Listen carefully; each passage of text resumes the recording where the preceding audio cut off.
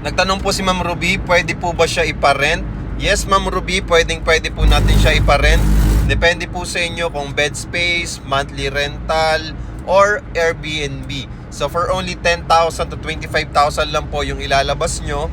Zero down payment or spot down payment. Wala na rin po kayong babayaran na lump sum payment or any hidden charges. So maganda nito, ang monthly lang ay nagre-range sa 18,000 to 25,000 pesos per month through Pag-ibig Financing or bank financing. And good news nito, reservation fee lang yung inyong babayaran at mababawas pa yon sa total contract price ng inyong unit. Ang good news pa doon, kami pang bahala mag-process ng inyong Pag-ibig or bank financing para makalipat kayo agad within 30 to 90 days process.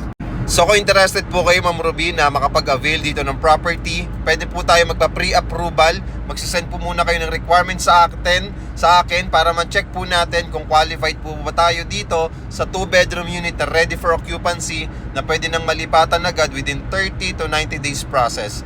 And maganda nito, lifetime ownership na to, and then meron talagang clean title, and then napaka-accessible and convenient nito sa lahat ng mga kailangan mo.